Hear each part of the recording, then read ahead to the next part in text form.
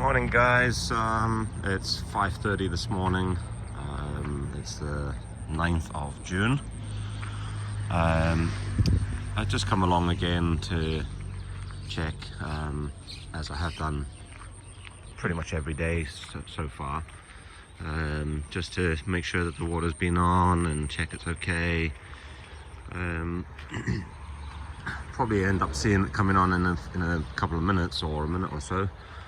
I think it should be, this one has just been done, so it's going to be this row here. Should start up in a minute or two. Just come along just to make sure it's still working, check the pump. I'm pretty confident it is. I just have a bit of an OCD really, that got to make sure constantly that things are working and things are done. One of the things about me, so I'll maybe just do a short video at some point and just introduce myself properly and pin it into my channel, with the wife Nat and the four kids.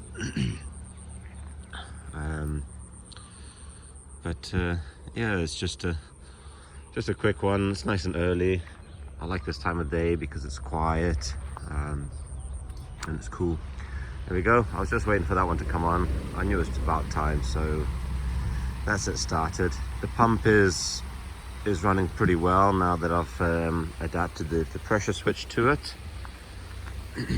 And the tanks are pretty much always full, so that seems to be working pretty good.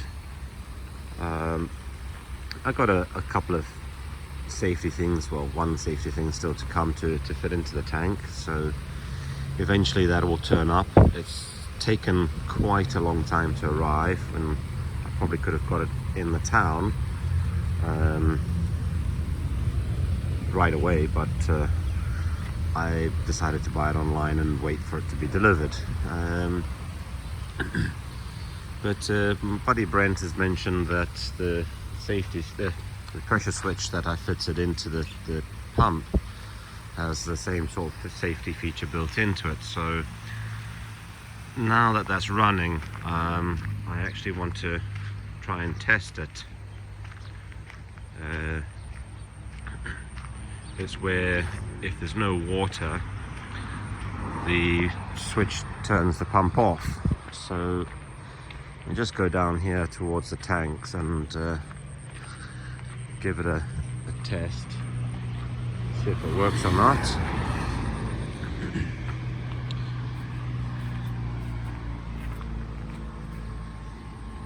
I haven't done any proper covers over this stuff yet. It's just a couple of tarpaulin bags and stuff, just to keep the heat off it and keep them dry if it does rain. So we've got the pump, as I've mentioned a few times in a couple of videos. Pump comes in, I put a check valve in there so the water can't pump back the way, and then we've got the ball valve, right? So the ball valve is just so that if the pump is running, we can still, or if the tanks are full, we can isolate it and work on the main lines. I added it in. It was just an extra thing. I decided it's best to do it. I do have another check valve there, which is after the pump, or should I say before the pump actually. That one's before the pump, so the water doesn't go back up this way, which this line here, just show you quickly, it runs this way. There's another one there, I'll say about that in a second. It goes there and then into the first tank and the second one. A valve there and another valve there. Now that one down there obviously will isolate that tank at the back, and this one here will isolate this tank. So if I have a problem, I can isolate the two tanks when they're full and work on the line so I don't lose water. or work on the pump so don't lose water. This one here is a future thought for expansion. So if I want to put in another tank, I can just hook it into here. Don't need to cut the lines, and it should be easy enough to do.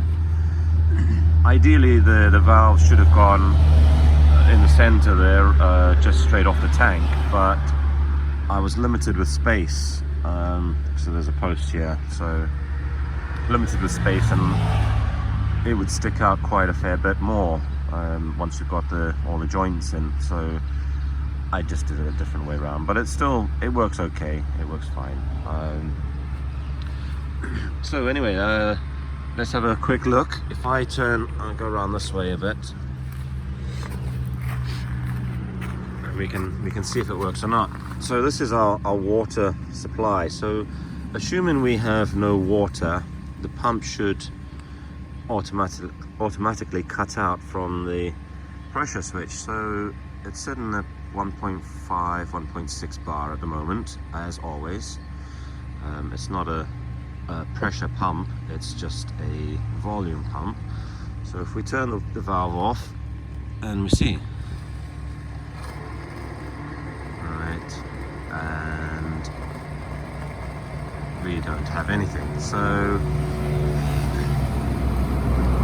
in answer to Brent's question,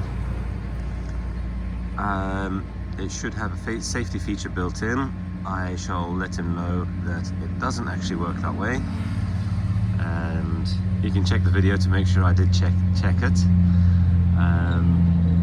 but it doesn't work that way. So we definitely need the other float switch, and once that arrives it'll be fitted, and we shall see how the tanks will be basically emptied, and the switch cuts the pump off.